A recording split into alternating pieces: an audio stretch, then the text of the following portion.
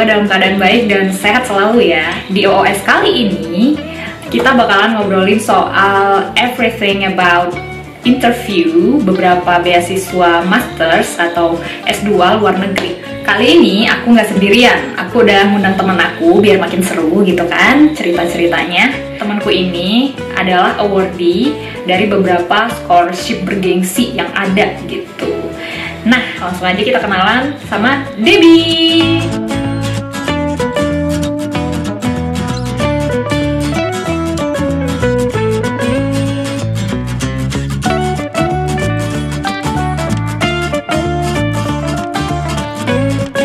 Jadi barengan sama Debbie kali ini kita bakalan ngobrolin soal proses interview beasiswa-beasiswa bergengsi kayak Erasmus Mundus, New Zealand Scholarship, dan juga LPDP.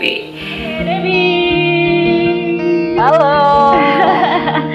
Makasih loh Deb, udah nyempetin waktu di sela-sela kesibukannya, kuliah, dan segala aktivitasnya gitu untuk ngobrol-ngobrol dan sharing-sharing malam ini. By the way, ini sekitar jam 9 ya di UK ya? Ya, jam 9 lewat dikit. So, to kickstart Deb, how's life there? Well, ya lumayan sih enak. Kan kemarin aku pas awal COVID sampai awal 2021, jadi kayak emang hektik banget, terus semuanya kerja dari rumah. Ya seneng aja sampai di sini udah bisa beraktivitas kayak seperti biasa normal, bisa kuliah ke kampus, ketemu orang walaupun kita harus melakukan protokol kesehatan dengan pakai masker, terus lateral flow test itu berkala. Ya cek. Jadi kita di kampus itu bisa minta lateral flow test gitu. Jadi kayak aku ada beberapa banyak tuh. Nah itu karena kita atas kesadaran sendiri yang ngecek istilahnya antigen gitu. Cek mandiri antigen gitu ya? Cek mandiri antigen berkala. Kan karena misalnya kita ketemu banyak orang gitu. Nah terus kalau di sini kebijakannya sempat berganti-ganti kemarin. Ada yang awalnya di luar ruangan udah boleh nggak pakai masker, tapi di dalam ruangan pakai. Itu sempat juga udah boleh nggak pakai disarankan aja siapa yang mau pakai, terus siapa yang nggak pakai ya nggak apa-apa gitu. Nah terus sempat yang Omicron lagi tinggi banget kemarin. Akhir-akhir Desember itu sempat diwajibkan pakai di dalam ruangan, kayak di kelas harus pakai semua gitu. Sampai di akhir-akhir tuh pas sesi 2 minggu terakhir sebelum libur Natal itu tinggi banget sampai dipindahkan kelasnya jadi online gitu. Online lagi. Wow. Ya, sempat online. Tapi sekarang udah mulai lagi semester 2, baru minggu pertama face to face semua kok. Oke. Udah mulai normal lagi ya? Udah mulai normal lagi. Oke, syukurlah kalau gitu. Well, semoga sehat-sehat terus di sana loh, Deb. Stay safe and healthy always. Iya, jaga kesehatan. Tadi sebelum masuk ke Zoom ini, aku sebenarnya udah kayak bikin video perkenalan tentang kamu gitu kan, profil singkat kamu lah dan segala macam. Mungkin Afdol nih, kamu bisa memperkenalkan diri dulu nih, langsung menyapa para audiens. Siapa kamu, terus sekarang lagi sibuk apa, terus ini lagi di mana dan segala macam. Monggo silakan. Iya. Kayum panggil audiens Kayum namanya apa? Apa aja deh. Ada namanya guys juga boleh. Gak ada nama, kamu ngasih nama nggak? Misalkan ada orang pakai keluarga online, ada guys, ada teman-teman ya, itu tuh belum ada ya. Nanti mungkin boleh. Boleh. Mau dipanggil apa enaknya? Kan aku penggemar vlogger, ada yang panggil bolo-bolo, ada yang benar. Iya boleh. Kalau sejauh ini masih teman-teman gitu. Oke, teman-teman. Ya udah baiklah. Kenalan nama aku udah ada tuh di situ, Debbie Paramitasari panjangannya sih. Terus biasa dipanggil Debbie. Saat ini sedang di UK, tepatnya di kota namanya Sheffield. Aku lagi kuliah master lagi di program dari Erasmus. namanya European Public Health. Jadi aku nanti bakal moving tahun pertamanya ini di Sheffield, terus tahun keduanya itu nanti di Paris. Programnya itu European Public Health, Kesmas. Oke, Kesmas kalau bahasa Indonesianya ya. Ya, kesehatan masyarakat. Oke, berapa lama nih Dep nanti untuk totalnya? Totalnya ada 2 tahun, jadi setahun di UK, setahun di Paris. Yeay, semua bisa ketemuan ya. Iya, pasti.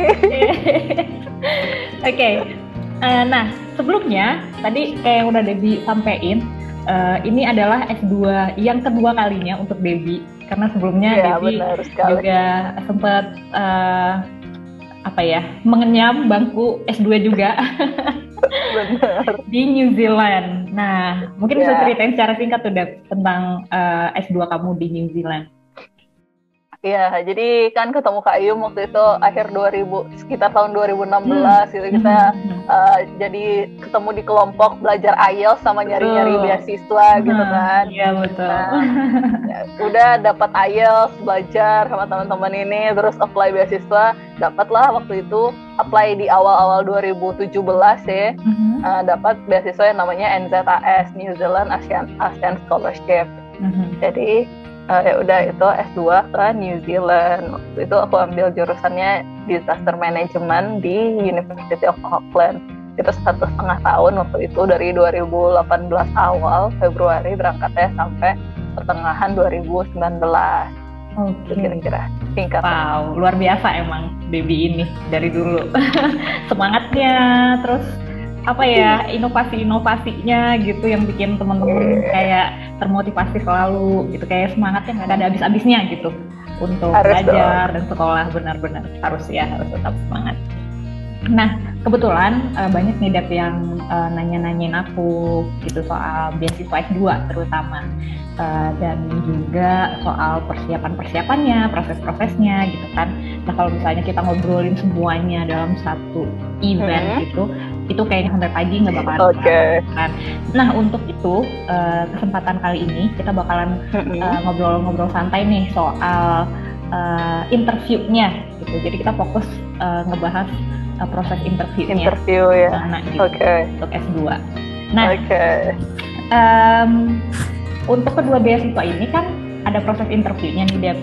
Yang Erasmus yang program aku ini nggak ada interviewnya, tapi aku kan apply-nya 3 program. Satu program yang ini berkas aja, satu program yang satu lagi aku lulus juga tapi nggak jadi aku ambil, itu ada interviewnya. Nah, yang satu lagi juga belum rejected gitu. Jadi kayak aku ada untuk yang Erasmus ini ada pengalaman interview tapi nggak aku ambil. Oke. Jadi sebenarnya kalau kita bicara soal Erasmus itu ada banyak variasi gitu ya. Nah, ada sempat interviewnya juga. Mungkin benar. Nanti soal yang itu deh. Kita mulai dari yang Erasmus dulu kali ya, yang paling boleh. Yang paling hangat-hangat. Secara garis besar prosesnya gimana tuh Deb dulu interviewnya? Siapa yang interview? Misalnya ada berapa orang? Terus durasinya berapa? Gitu-gitu mungkin. Ya. Waktu itu interviewnya ini aku online. Jadi aku udah ada 2 nih. Kalau yang dulu NZAS sebelum COVID itu face to face di Jakarta. Nah, kalau yang ini kan karena masanya COVID kemarin, jadi itu sekitar bulan Maret April gitu kalau nggak salah, kalau yang Erasmus itu kemarin. Itu online, jadi aku waktu itu lagi di kampung tuh di Padang. Waktu itu prosesnya di email sama partner yang dari Cyprus itu. Terus waktu itu aku di interview sama kayak 2 orang secara online gitu. Terus mereka nanyanya bergantian. Terus nanyanya yang pertama standar kayak yang di motivation letter kita. Terus kayak kenapa ambil jurusan ini, kenapa ambilnya ini, tujuannya kita habis lulus nanti apa gitu. Nah itu misal oke lah tuh, karena kayak kita udah bikin, udah biasa nih ya. Udah bikin, jadi tahulah garis besarnya. Nah yang keduanya ada studi kasus gitu. Oh my god, serius? Ya kan itu kayak kalau yang itu tentang case public health in disaster. Jadi ya, kesehatan masyarakat dalam bencana perannya seperti apa gitu. Terus ya udah dia dikasih kasus kalau misalnya ceritain prosesnya perannya public health itu dari bencana gitu kan. Terus kan tiba-tiba gitu kan. Jadi kayak bingung. Wow. Jadi kayak ya itulah biasa awal-awalnya. Jadi nggak tahu arahnya gitu karena nggak ada persiapan. Beda banget nanti kalau yang NZAS itu. Oh gitu. Terus kamu mengantisipasinya gimana pas ada pertanyaan-pertanyaan kejutan kayak gitu? Kayak pertanyaan kejutan pertama waktu itu kayak ngarang aja sih. Jadi kayak logikanya gimana, terus sama mungkin ada pengalaman pekerjaan juga itu diarah-arahin. Tapi kalau misalnya ada hint-nya atau ada kan sebelumnya waktu sama NZAS itu aku juga pernah interview LPDP, terus ada persiapan interview itu kita udah persiapin diri gitu. Jadi kayak sudah lumayan terlatih. Nah sekarang ini kasusnya butuh mikir dan langsung ngomong gitu. Jadi kayak lumayan. Tapi ya menurut aku udah cukup oke sih. Tapi akan lebih baik kalau ada persiapan, sama kalau sempat kayak bikin kerangka gitu dulu. Aku mau ngomongin apa bullet point-nya itu. Nah kalau itu kayak mikir-mikir terus apa nih nervous gitu kan. Jadi kayaknya aku kurang maksimal waktu itu menurut aku. Kurang maksimal aja tetap keterima loh guys gitu. Tapi itu smart move banget sih. Kalau kayak misalnya pas kita ngeblank terus kita berusaha kayak ngasih sampel-sampel contoh-contoh dari apa yang udah pernah kita alami gitu kan di kerjaan. Keren. Nah untuk requirement di Erasmus Mundus sendiri itu ada persyaratan masukin proposal riset juga nggak? Terus pas di sesi itu ada pas di sesi wawancara maksudnya ada pertanyaan-pertanyaan seputar itu juga nggak? Enggak sih, karena master jadi lebih ke top gitu kan. Jadi bukan by research, jadi nggak ada proposal sama sekali. Jadi nggak ada juga pertanyaan seputar itu. Jadi kayak lebih ke motivasi tadi, terus studi kasus yang tadi, sama apa-apa yang palingan yang kita tulis di motivation letter gitu sih. Oke. Digali lebih dalam gitulah ya, digali lebih dalam. Oke. Nah sekarang untuk yang pertama nih, untuk beasiswa yang pertama waktu di NZ, gimana nih ceritanya? Kayaknya seru nih kalau yang ini nih. Nah kalau yang di NZ itu kan sebelum COVID, jadi waktu itu aku interviewnya itu face to face. Jadi tapi enaknya dia sehari sebelumnya, 2 hari sebelumnya udah ngasih email kayak guideline interviewnya itu. Jadi kayak nih aku tadi lihat-lihat ke bawah lagi kayak buka lagi email ya. Jadi kayak di situ kayak dijelasin interview itu dari ngapain, terus nanti interviewnya akan ada misalnya dari representatif dari New Zealand Embassy-nya, terus sama partner beasiswanya yang dari Indonesia gitu. Terus interviewnya ini aku bacain dari sini 40 menit dari panel 2 interviewer katanya generally, tapi waktu itu aku diinterview sama 3 orang. Terus ya ini akan ada diskusi tentang programnya nanti gimana ya. Akan ada 6 pertanyaan interview. Terus tidak ada dikasih gambarannya ya? Tidak ada dikasih gambarannya di email itu.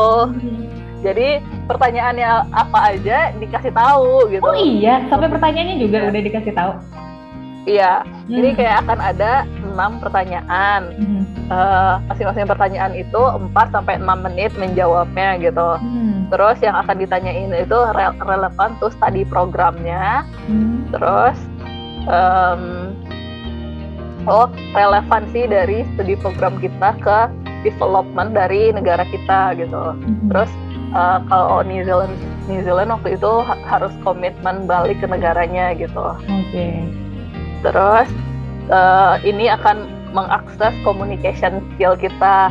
Terus ini prepare tentang what do you know about life in New Zealand. Itu kayak itu kayak kita one way communication gitu, kayak speech gitu. What do you know about New Zealand, sekitar 3 menit gitu. Okay. Nah, terus itu kan ada 6 tadi. Terus yang what do you know about New Zealand 1 question. Terus yang kita kan udah expect akan ada 2 situation based question. Jadi kayak pertanyaan kayak dia kasih situasi sih. Aku dapatnya waktu itu tentang plagiarism sama nyari flat. Gimana pendapat kamu? Iya, nyari flat atau nyari rumah kos-kosan di New Zealand itu gimana gitu. Ya, aku dapatnya waktu itu. Jadi di sini udah dibilang situation based question itu map up yang nggak harus dipersiapkan dari awal gitu. Jadi kayak ya udah tiba-tiba aja ditanya sama interviewernya, dan teman-teman aku yang lain akan dapetin pertanyaan yang berbeda. Ya aku kebetulan waktu itu dapatnya tentang plagiarism sama yang kos-kosan gitu. Ya, aku udah anak kos, ya udah gampang lah. Iya benar. Tapi ternyata beda. Karena kalau di sini misalnya di Indonesia kos-kosan ada rumah kos gitu. Kalau di situ kan flat gitu, agak lebih sulit juga nyari flat ya gitu. Kita harus viewing, terus apa yang harus diperhatiin lebih banyak. Kalau kita kan cari kos-kosan, lihat sama bapak kosnya, oke, lanjut gitu. Kalau itu kayak lebih ke dokumen supaya nggak ketipu gitu-gitu lah, sama harga gitu-gitu. Administrasinya lebih ribet lah ya kalau misalnya di luar negeri ya, nyari kos-kosan gitu kan.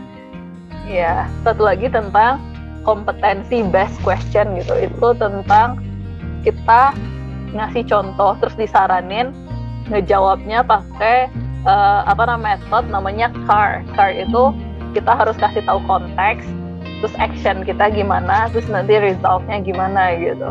Kira-kira itu doang yang dikasih tahu. Jadi kayak kan udah tahu what to expect gitu dari kalau dari yang New Zealand itu. Ternyata ada istilahnya kayak lebih transparan gitu ya kalau untuk prosesnya si NZ, siapa aja yang bakalan datang, pertanyaannya kayak gimana, gambaran interviewnya gitu-gitu, dan menarik banget sih.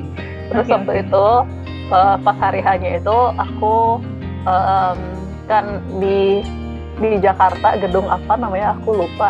Jadi ke sana aku dapat kebagian jam 10-an gitu. Terus nyampe di sana biasalah masuk ke gedung tukar KTP kan. Terus disuruh yaudah kasih, dia kan kita harus bawa berkas-berkas juga waktu itu, kasih berkas. Terus kita suruh nunggu di ruang tunggu karena masih ada kayak waktu itu 2 orang di depan aku gitu. Terus ya udah sambil nungguan bisa ngobrol sama orang-orang gitu, yang teman-teman yang lain. Terus taunya itu ketemu sama aku di New Zealand ya. Orang-orang kayak gitu juga lolos ya? Iya. Terus ya udah waktu itu di sebuah ruangan, di meja di depan aku ada 3 orang, 1 dari embassy, 1 dari beasiswanya, 1 perwakilan partnernya dia di Indonesia gitu. Ya. Nah ini karena maksudnya udah dikasih tahu guideline-nya sedikit tadi, jadi tahu what to expect gitu. Jadi kayak waktu dikasih situation based question, jadi kayak ya bisa kita kembangin sendiri karena maksudnya surprise-nya nggak shock lah ya, nggak terlalu shock gitu loh dibanding yang kalau yang sebelumnya itu nggak ada kayak informasi sama sekali. Ya udah kita agree mau interview jam berapa, ya udah ngobrol masih buta gitu. Lah ya apa yang akan terjadi masih buta apa yang akan terjadi gitu. Iya benar-benar aja sih bedanya. Oke.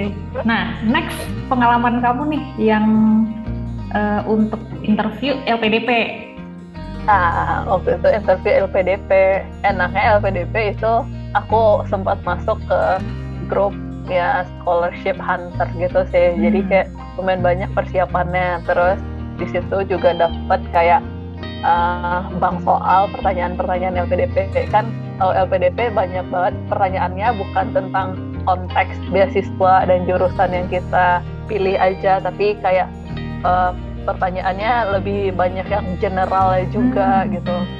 Jadi kayak itu ada bang soalnya. Terus aku sempat sama teman-teman itu ada kayak grup itu dari Telegram apa Line ya waktu itu. Jadi kayak banyak, terus pindah ke Discord. Nah itu di Discord itu kayak latihan interviewnya. Jadi kayak misal orang yang mungkinnya udah bagus bahasa Inggrisnya atau orang yang sebelumnya awardee gitu, dia volunteer kayak jadi moderator ya gitu. Jadi kayak dia kayak jadi interviewer ya gitu.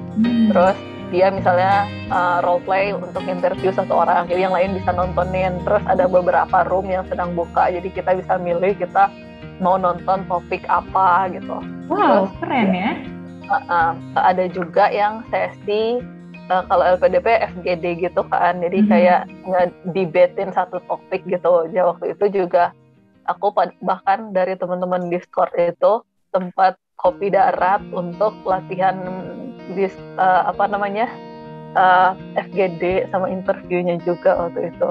Terus sama palingan sama anak-anak Badak juga sering kan, jadi kayak disiapin. Kalau di LPDP waktu itu interviewnya itu lebih rame. Aku dapetnya di gedungnya di stand gitu. Jadi waktu itu sehari itu prosesnya ada langsung 3 interview, esai sama FGD. Jadi kita kayak di satu ruangan lepas, tapi kayak ada 10 meja gitu dikelilingi ruangan itu, tapi ada kayak 2 atau 3 interviewer, aku lupa. Jadi satunya orang psikologi, terus satunya baru yang related sama tujuan studi kita gitu. Oh, oke. Terus juga mereka nanya-nanya seputar ya tujuan studi, kenapa milih, kan LPDP ada dalam negeri, luar negeri, kenapa milih luar negeri gitu. Terus nanyain soal resiliensi kita juga gitu. Terus ada juga nanyain yang kayak kenapa saya harus nyekolahin kamu ke luar negeri, dengan nyekolahin kamu satu ke luar negeri kayak saya bisa nyekolahin berapa orang di Indonesia aja gitu. Oh, kayak memberikan improvement lah ya, kenapa harus pilih kamu gitu untuk dibiayain gitu lah ya. Nah itu yang dari psikolognya berarti. Kalau yang dari si jurusannya itu yang sesuai sama expertise-nya kamu? Kan aku milihnya waktu itu jurusan aku Kesmas, tapi peminatannya K3 gitu. Jadi kayak sebelumnya aku pengalaman kerjanya namanya jadi HSE di perusahaan-perusahaan kan. Terus kan yang aku ditanyain yang masih inget dan nggak tahu aku bener jawabnya atau enggak, ini kan kalau K3 untuk kerja di suatu perusahaan perlunya kayak sertifikasi AK3 umum namanya, supaya kayak kompetensinya itu setara gitu kan. Terus yang ditanyain, sebuah perusahaan perlunya orang K3 yang AK3 umum aja, ngapain kamu kuliah S2, kayak gitu ditanyain.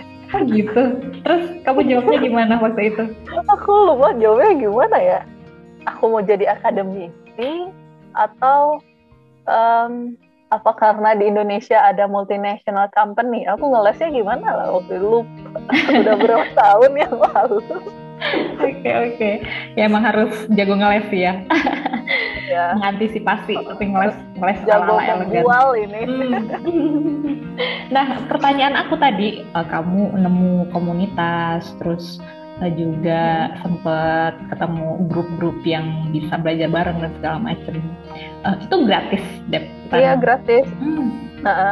Itu gratis. Jadi kayak banyak banget misalnya teman-teman di Indonesia yang emang punya mimpi yang sama dengan kamu, misalnya pengen sekolah di luar negeri juga, pengen nyari beasiswa juga. Nah kan nggak semua orang misalnya punya uang buat les atau buat apa, jadi kayak mereka ya belajar sama-sama. Jadi kayak ikut grup, awalnya aku dapetnya dari ikut webinar apa dari ikut mana gitu, terus ikut ke grupnya, terus nemu teman satu, oh dia punya grup yang ini ya, terus udah banyak grupnya. Bahkan waktu itu karena emang lagi getol-getolnya nyari beasiswa, semua grup beasiswa diikutin. Iya benar-benar. Jadi ada grup beasiswa AAS, ada grup beasiswa Shiftening, ada yang grupnya LPDP gitu. Tapi yang paling banyak kegiatannya dan yang lebih terorganisir itu LPDP. Kayak mulai dari sharing misalnya bank-bank soal, terus yang karena LPDP kan yang paling ribet, nggak ribet sih, lebih banyak prosesnya ya gitu, prosesnya gitu. Jadi kayak sama kesempatannya, kuotanya gitu sih lebih banyak LPDP juga kan, makanya lebih banyak teman-temannya yang punya grup di LPDP waktu itu. Oke. Nah, untuk teman-teman yang lagi nonton bisa nih juga mulai mencari-cari nih ya grup-grup yang kayak gitu, karena itu beneficial banget loh. Kayak sangat membantu sekali. Kalau kata Debbie tadi sampai ada yang volunteer bikin grup-grup, room untuk apa namanya tadi, simulasi latihan ya kan, itu sangat membantu banget. Apalagi langsung dapat apa ya, gambaran dari yang udah pernah mungkin ikut di beasiswa itu gitu kan. So teman-teman harus ikutan nih, nyari-nyari grup-grup itu, explore lah sebanyak-banyaknya grup ya. Bahkan waktu itu juga ada aku ikutan kayak mentorship gitu. Itu jadi kayak ada Indonesia Mengglobal kan itu.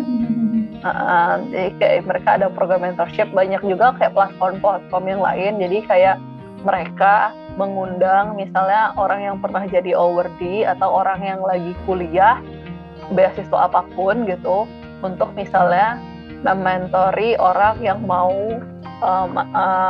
mendaftar beasiswa. Bisa misalnya minta di review motivation letternya atau minta di sharing tips dan trik gitu. Jadi kayak kita dipasangin one on one gitu waktu itu kalau nggak salah. Karena mungkin orang yang misalnya udah dapat beasiswa atau orang yang lagi kuliah dulu itu tahu gimana susahnya dulu mencari beasiswa juga. Mereka juga pernah ada di posisi scholarship hunter atau beasiswa hunter, atau emang nyari studi yang emang mau kuliah. Jadi mereka pernah ada di posisi itu, jadi mungkin mau give back to like orang-orang semua gitu. Iya, apalagi nih ya, jadi curhat deh kita kan, apalagi untuk anak-anak daerah gitu ya, yang me myself juga gitu kan, anak daerah dulu yang untuk dapat informasi-informasi kayak gitu, akses ke grup-grup atau informasi seputar beasiswa dan segala macam itu tuh sangat terbatas gitu. Dan untuk sekarang kita bisa bersyukur sih ya, karena internet sangat membantu banget sebenarnya. Iya benar. Tergantung kitanya aja mau explore apa enggak. Iya mau apa enggak gitu. Lagian ditanya aja, maksudnya kalau butuh bantuan ditanya aja, di chat aja orangnya gitu. Atau kadang mereka juga mau membantu kok, ya nggak akan keberatan. Benar. Oke, dari ketiganya itu nih, kalau misalnya personally menurut Debbie yang paling challenging itu urutannya yang mana nih kalau misalnya kita ngobrolin soal proses interviewnya? Kalau yang paling challenging menurut aku yang LPDP sih. LPDP. Karena jenis pertanyaannya lebih beragam kan. Ada yang pertanyaan tentang study, ada pertanyaan tentang misal resiliensi kita juga, terus yang tadi itu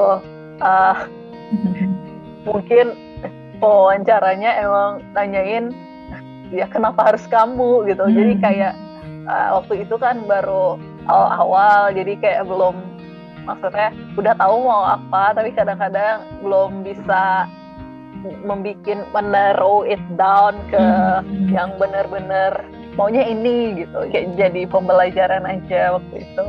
Salah satunya juga mungkin cerita-cerita sama teman yang kenapa gagal di interview LPDP. Pas interview itu mungkin kita kurang tenang, menggebu-gebu gitu. Kayaknya aku mungkin nggak tahu karena aku jawabnya muter-muter atau interviewernya yang nanyain pertanyaan yang sama berkali-kali, tapi mungkin mereka nggak puas sama jawaban pertama aku. Mereka ingin aku maksudnya menjawab yang lain yang lebih spesifik atau gimana gitu. Jadi kayak aku sepertinya sudah saya sampaikan tadi, kayak gitu nggak boleh katanya. Oke, kayak kelihatannya terkesan ngeyel gitu ya lo. Aku tuh udah ngasih tahu lo tadi kok ditanya lagi gitu ya. Iya. Padahal mungkin maksudnya kamu lebih detail dong jelasinnya, mungkin gitu kan? Iya, mungkin gitu. Di follow up lah gitu. Iya. Atau mungkin aku kurang elaborate yang maksudnya cuman general, yang maksudnya kan kalau interviewer atau orang apalagi pemberi beasiswa itu pengennya yang detail atau yang ready to implement atau yang sampai langkahnya gimana, actionnya gimana, nanti kan sampai ke gitu. Jadi kayak nggak boleh yang general gitu. Oke. Nice. Oke. Nah, sekarang aku pengen nanya, kalau misalnya Deji sebelum interview dulu untuk ketiganya nih, mungkin bisa di-share persiapannya gimana?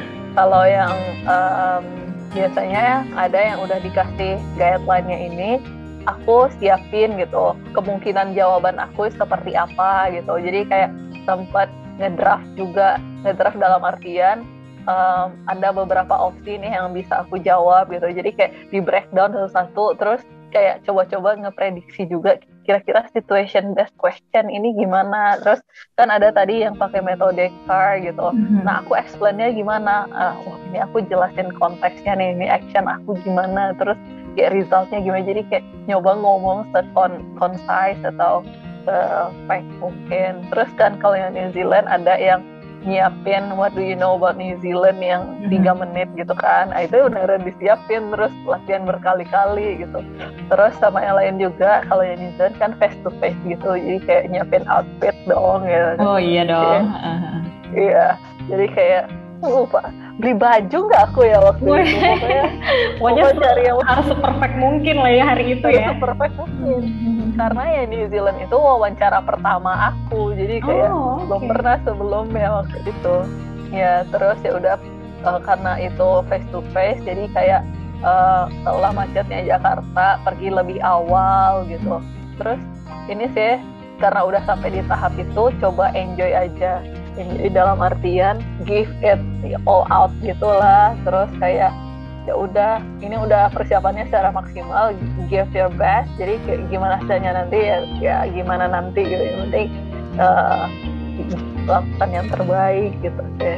Terus kalau yang offline waktu itu pastiin internetnya kencang. itu yang paling krusial juga. Terus berdoa supaya nggak mati lampu. Bener.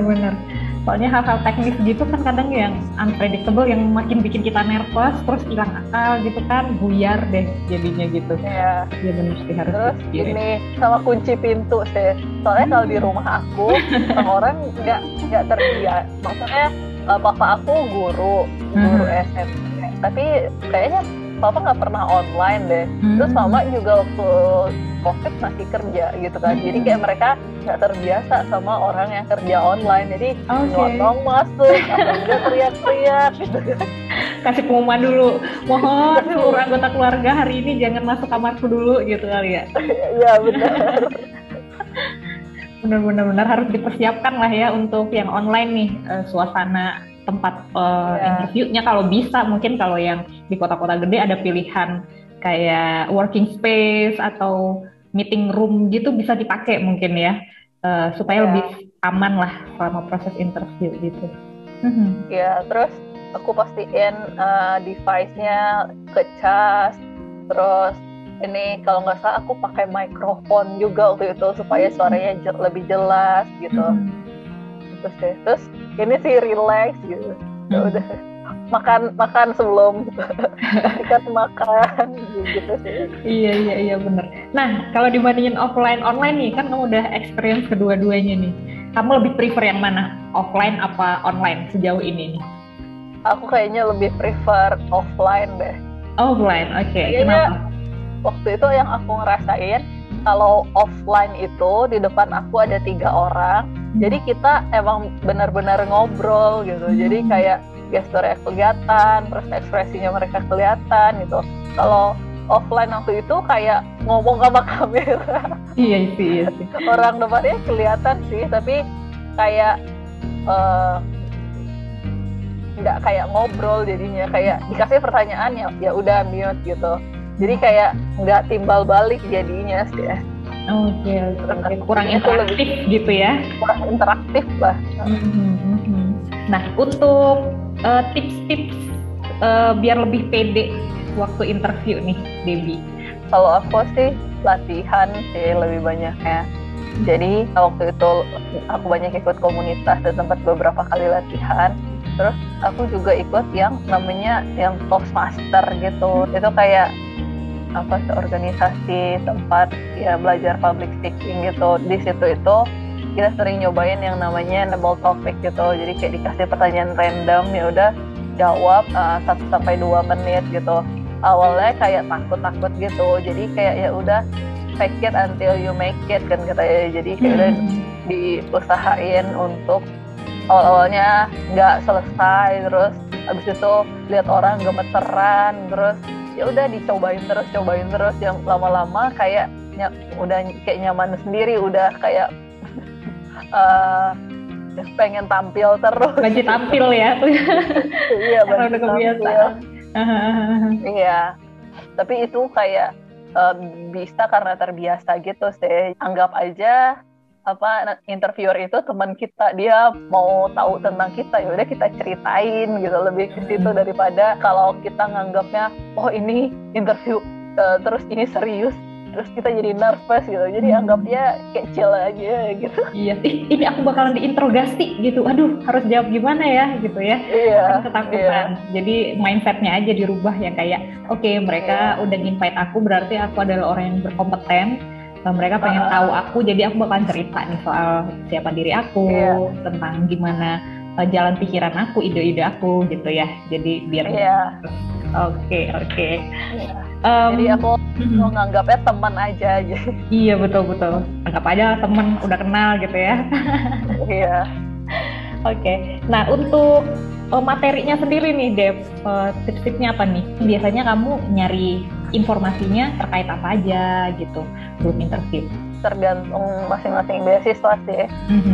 Biasanya kan kayak LPDP udah banyak nih orang-orang yang interview itu. Nah, biasanya itu ada orang-orang yang bikin kayak bank soal atau bank soal yang pertanyaan-pertanyaan interview, atau bisa juga kan karena sekarang udah ada YouTube, udah ada internet, banyak nih orang-orang yang share pengalaman interview mereka juga kayak di video kita kali ini mungkin. Jadi ada salahnya kita googling dulu kayak interview beasiswa ini gitu.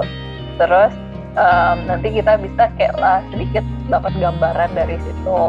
Nah, setelah itu terutama yang kemarin yang Erasmus itu lebih ke motivation letter aku. Jadi kayak kan itu aku ada path-nya gitu. Jadi kayak habis ini kemana, kenapa ambil itu kayak digali lagi gitu.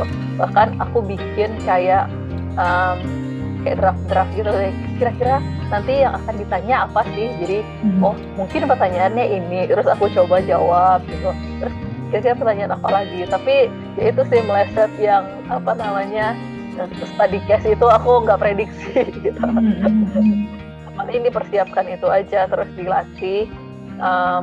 Kira-kira kita menjawabnya nanti seperti apa, terus aku jawabnya versi yang ini, terus coba aku latihan di depan kaca. Kayaknya ini tone-nya atau cara jawabnya nggak kayak gini, ganti gitu. Jadi kayak banyakin latihan gitu sih. Kalau ada teman bagus banget, jadi teman kita bisa act sebagai interviewer ya, terus kita jawab ke dia, terus nanti apalagi bagusan kalau temennya dapat orang yang pernah interview di beasiswa yang sama gitu. Terus kalau nggak punya teman, ya udah aku di depan kaca atau aku videoin diri aku, terus aku nanti nonton lagi gitu. Atau kalau video, audio juga bisa gitu. Nggak ada alasan lah ya, nggak punya temen nih, bisa sendirian latihan gitu, nonton YouTube, cari komunitas dan segala macam gitu ya. Jadi satu hal aja mungkin yang pengen aku tambahin adalah soal gimana caranya kita ngelingin apa yang kita mau dari jurusan atau beasiswa itu dan segala macam kebutuhannya kita sama kebutuhannya mereka gitu. Yang namanya kita juga pengen menarik hati calon investor nih yang mau ngasih duit, yang mau ngasih beasiswa untuk kita gitu kan. Jadi nggak selalu tentang kita butuh ini, kita tuh kayak gini, kita tuh oke dan segala macem. Tapi jangan lupa juga di sisi dimana kita memberikan gambaran sama mereka, meyakinkan mereka kalau kamu pilih aku tuh punya ide segambreng yang oke-oke loh gitu, yang bakalan bermanfaat loh untuk universitasnya kamu, untuk jurusannya kamu, dan untuk negaranya kamu gitu-gitu deh ya Deb ya. Kalau yang LPDP sama NZAS kemarin developmentnya lebih ke Indonesia gitu. Jadi jadi sisinya dari Indonesia gitu ya. Ya, jadi kenapa kamu pilih jurusan ini? Nanti setelah ini apa kontribusi kamu untuk negara Indonesia? Karena habis lulus harus balik ke Indonesia. Jadi kayak itu lebih aid untuk Indonesia sih. Nah, kalau yang nggak aid baru mungkin untungnya buat mereka apa? Gitu. Tergantung sih pemberi dana nih ya sebenarnya ya. Pemberi dana. Kalau pemberi dananya Indonesia ya apa untungnya untuk Indonesia? Misalnya pemberi dananya negara atau universitas atau institusi tertentu apa nih untungnya bagi mereka gitu ya. Oke. Nice. Untuk menutup interview kita kali ini, apa nih planning Debbie ke depannya dalam waktu dekat? Aku dalam waktu dekat kan masih ada satu di UK itu satu semester lagi, kira-kira sampai bulan Juni. Habis itu mobility ke Paris. Pas di Paris itu kayak di akhir bulan Juni itu kita ada placement gitu. Bukan placement, integration modul. Apa tuh integration modul? Kan kita udah sebenarnya dari program ini mahasiswanya itu ada sekitar kayak 50 orangan gitu, tapi tersebar-sebar. Jadi kalau yang pengantarnya bahasa Inggris yang year 1 anak-anak yang year 1 itu ada di Sheffield di UK, terus ada di Ireland di Dublin UCD, terus ada juga di gimana ya Krakau apa di mana, pokoknya ada di Liège itu di Belanda, aku malah lupa aku. Jadi kayak ada di beberapa negara gitu yang bahasa Inggris 2, terus satu yang bahasa Spanish pengantarnya, satu yang bahasa Prancis. Nah itu year 1-nya. Nah untuk year 2 nanti juga ada beberapa. Nah kan ada nih orang-orang yang misalnya dia year 1-nya udah bermacam-macam, terus ada integration mode, diintegrasikan materi-materi year 1-nya ini di Paris itu nanti gitu, sebelum disebar lagi untuk year 2-nya. Year 2-nya itu ada juga di beberapa, ada di Paris itu ada 2 jurusan, terus ada yang namanya di Poland, ada yang di Maastricht, Netherlands gitu. Jadi disebar lagi gitu. Di integration modul, terus baru pindah ke integration modul itu di Paris, karena kayak ketua konsorsiumnya itu universitas di Paris itu. Tapi aku year 2-nya juga sekalian di Paris. Terus udah year 2 di Paris, kuliah 1 semester, terus ada kayak placement, kayak magang gitu. Selama 3 bulan sampai 6 bulan katanya. Itu di Paris juga? Bebas. Boleh di Paris, boleh di Eropa, atau boleh balik ke negara kamu gitu. Ke negara manapun gitu. Terus habis itu yang placementnya itu bisa di NGO, organisasi riset, atau mungkin organisasi pemerintah gitu. Nah dari situ kamu bikin mini tesis nanti. Kira-kira dalam setahun ini seperti itu. Alright, so persiapan untuk pindah ke Prancis dan persiapan untuk itulah ya, mobility dan placement tadi. Oke Debbie, terima kasih hari ini sudah ngobrol banyak. Sama-sama. Sudah sharing-sharing pengalamannya, ilmu-ilmunya, tips-tipsnya. Makasih banyak. Semoga bisa memberikan motivasi, bikin semangat lagi. Sekarang sedang berjuang gitu kan. Apalagi buat yang sekarang mungkin sedang menunggu-nunggu interview dengan universitas atau lembaga beasiswa yang mereka idam-idamkan gitu kan. Semoga sukses dan lancar. Good luck ya. Semoga apa cerita-cerita kita bisa membantu gitu. Amin ya robbal alamin. Kamu juga sukses untuk studinya. Iya, makasih Kak Yung juga. Amin, terima kasih. Jaga kesehatan terus di sana, Dep. Iya. Semoga kita segera bisa ketemu nanti ya. Iya. Harus ketemu di Paris. Oke, siap. Amin. Oke, Dep, selamat malam. Bye-bye. Terima kasih Kak Yung. Assalamualaikum.